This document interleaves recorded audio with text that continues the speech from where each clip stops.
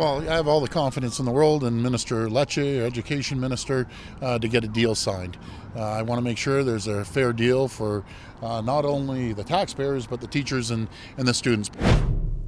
That's Ontario Premier Doug Ford speaking in Washington not too long ago about the situation here in Ontario, where many students spent a lot of time at home this week or in last-minute daycare, partly because of some snow days, but also because many teachers across the province spent part of the week on the picket line, and more walkouts are planned in the coming days.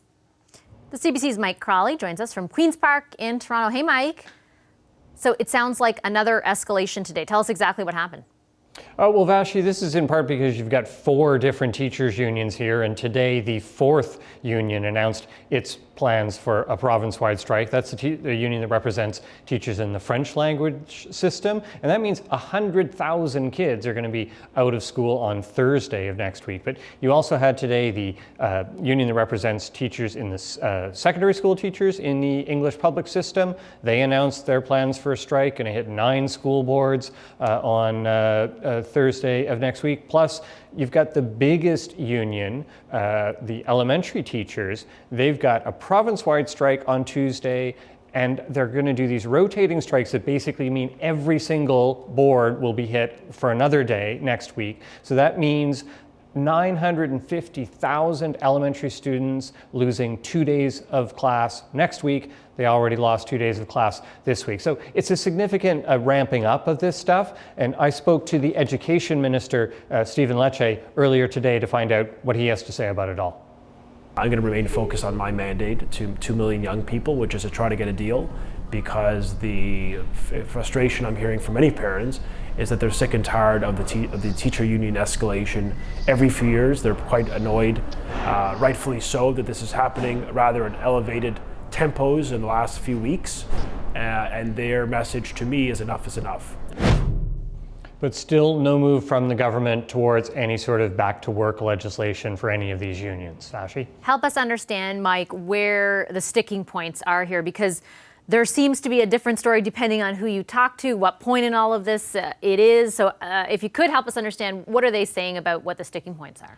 Sure, and there are also 2 slightly different issues depending on which union you're talking about. So, but I'll just try and break it down as simply as possible.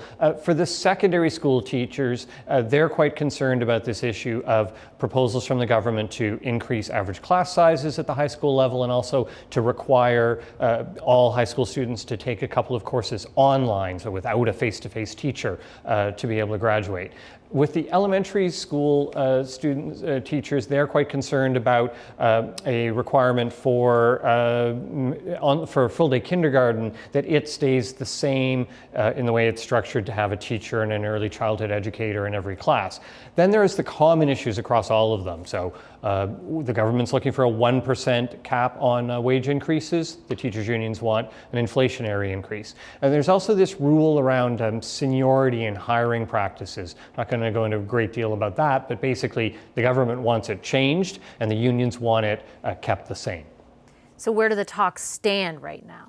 I mean, it's a standstill. You know, last week there was the elementary teachers said they were close to a deal, but they broke down. So you've got no talks going on, no talks planned with any of these 4 unions. I know there are so many people who work here, who I talk to. Everyone's affected in some way by this. What is your sense of how all of this is wearing on the public? Yeah, I think that's really started to hit in particular this week, and it'll hit again next week, because it's these elementary school students that are affected. And you're talking, that's nearly 1 million kids, and the littlest ones, so it means daycare is an issue.